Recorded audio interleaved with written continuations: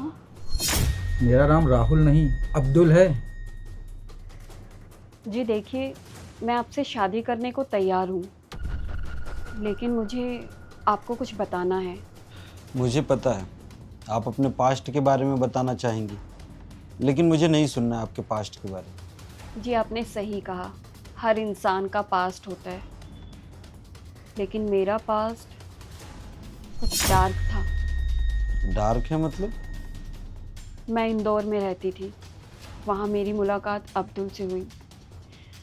फिर उसके बाद मुझे पढ़ाई छोड़नी पड़ी, वो शहर छोड़ना पड़ा। धन्यवाद भैया। मैडम, मैं यहाँ पे कैब चलाता हूँ। ये छोटा सा शहर है, लेकिन आपको पहली बार देख रहा हूँ। जी भैया, वो मैं यहाँ पढ़ाई करती हूँ ना, इसलिए। अच्छा, आप यहाँ पढ़ाई करने आई हैं? तब तो आपको डेली आना जाना होगा। हाँ भैया।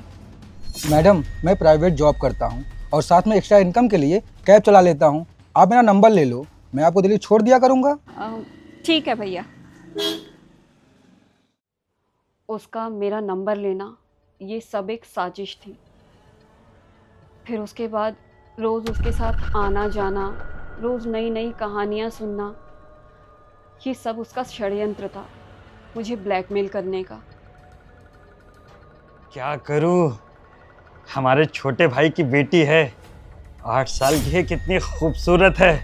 एक बार निकाह हो जाए ना तो मज़ा आ जाए। और वैसे भी हमारे दीन और मजहब में तो 4 निकाह करना जायज़ है। ठीक है, हम इससे निकाह करेंगे। अरे मौलवी साहब, बहुत बड़ी खुशखबरी है। 4 से 5 काफिर हिंदू लड़कियां मेरे गिरफ्त में आ चुकी हैं। 2-3 को तो मुसलमान बना चुका हूँ। अभी एक नई मछली जाल में फंसी है, उसको डेली कोचिंग लेने जाता हूँ, छोड़ने जाता हूँ। अच्छा है, तू हमारे दीन और मजहब के लिए काम तो कर रहा है, बाकी तो सब भूले बैठे हैं। और वैसे भी हमारे किताबों में जो लिखा है वही सब तो तू कर रहा है। लेकिन मौलवी साहब, मुझसे सब पूछते हैं तो ये सब करता क्यों है? क्यों, तुझे नहीं पता है? नहीं पता है क्यों करता है?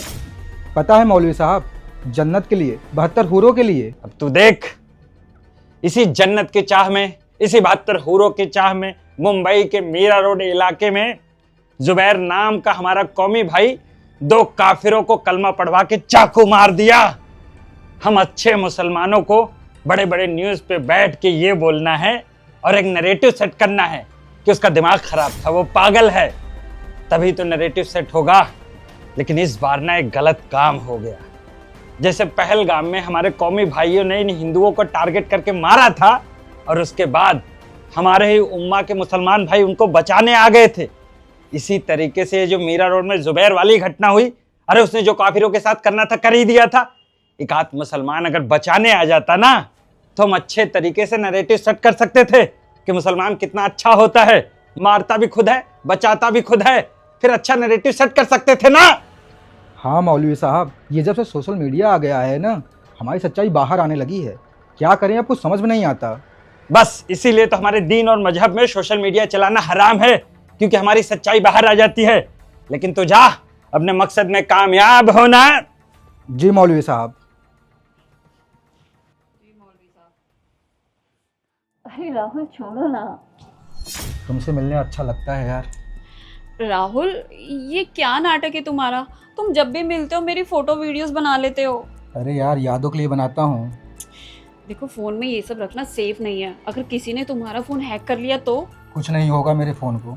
सुनो, तुम अपने घर पे हमारी शादी के लिए बात करो। अरे मैं कैसे कर सकती हूँ, पहले तुम अपने घर पे शादी की बात करो ना। अगर मैं अपने घर पे शादी के लिए बात करूँगा, हाथ में कलावा, माथे पे तिलक, ये सब हटाना पड़ेगा। मैं समझी नहीं राहुल।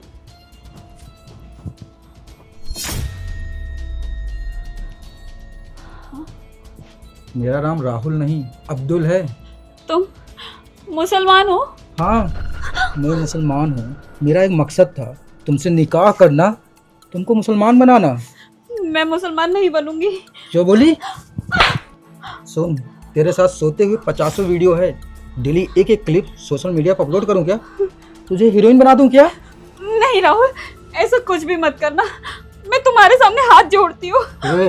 हमारे में हाथ जोड़ना हराम है। हम अल्लाह के सिवाय कहीं भी सर नहीं झुकाते। सुन, तेरे पास 2 दिन का टाइम है, सोच ले काफिर की बच्ची। फिर क्या हुआ? फिर क्या, मैंने अपने सारे सपने छोड़ दिए। वो शहर छोड़कर मैं भाग गई। मुझे लगा सब कुछ ठीक हो जाएगा, लेकिन कुछ दिन बाद उसने वो सारी वीडियोस सोशल मीडिया पर डाल दी। उसके बाद क्या हुआ? फिर उसके बाद मेरे भाई बहन रिश्तेदार सब मुझे कोसने लगे। मैंने तो सुसाइड करने की भी कोशिश की, लेकिन पता नहीं पुलिस वालों को मेरा एड्रेस कहाँ से मिल गया। वो मेरे घर पर आए और मुझसे सवाल जवाब करने लगे। जब उनको सारी सच्चाई पता चली, तब उन्होंने अब्दुल को पकड़ के जेल में डाला। शायद अगर मैं तुमसे शादी करने के लिए मना कर दूं या छोड़ दूंगा ना, तो कभी भी किसी बहन बेटी के साथ ऐसा हादसा होगा तो वो सुसाइड करना पसंद करेगी, खुद को ख़त्म करना पसंद करेगी। अपनी सच्चाई वो समाज में नहीं बताएगी, मीडिया के सामने आके नहीं बताएगी। ये जो तुम्हारे साथ हुआ है ना, ये पूरे हिंदुस्तान में ये घटनाएं आम सी हो गई। अखबार का फ्रंट पेज खोलोगे तो हेडलाइन यही रहती है कि बहन बेटियों के साथ आए दिन लव जिहाद हो रहा है। भला क्यों हो रहा? कोई जन्नत की चाह में कर रहा है, कोई 72 हूरों की चाह में कर रहा है, किसी का मकसद पूरा करना है, कोई गजबा हिंद का सपना पूरा करने के लिए कर रहा है। लेकिन इसमें मर कौन रहा है, कट कौन रहा है? हिंदू बहन बेटियां ही मर रही हैं। लेकिन जब भी किसी हिंदू बहन बेटी के साथ गलत होता है ना, तो समाज के लोग उल्टा उसी से सवाल पूछते हैं कि तू अब्दुल से मिलने क्यों गई, अब्दुल के साथ तो घूम क्यों रही थी। लेकिन जो जिहादी ये सब कर रहा है, उससे ये सवाल कोई नहीं करता। वैसे तुमने एक कहावत तो सुना ही होगा कि हिरन के बच्चे को कोई भी आसानी से पत्थर मार सकता है। क्या शेर के बच्चे को कोई पत्थर मार सकता है? नहीं, क्योंकि उसको पता है शेर के बच्चे को अगर हम पत्थर मारेंगे तो पूरा खानदान खत्म कर देगा। इसी तरीके से अगर हिंदू समाज सोचता है कि उसकी बहन बेटियां सुरक्षित हो, तो उसको शेर बनना पड़ेगा, तब जाके हिंदू बहन बेटियां इस समाज में सुरक्षित रहेंगी। और हाँ, इसमें तुम्हारी कोई गलती नहीं है। मैं तुमसे शादी करने के लिए तैयार हूँ। आपने बिल्कुल सही कहा। आज हिंदू समाज की बहन बेटियां सिर्फ इसलिए कट रही है, मर रही है, क्योंकि समाज के कुछ ऐसे लोग हैं जिनकी मानसिकता है सिर्फ जन्नत में जाने की, 72 हूरों से मिलने की।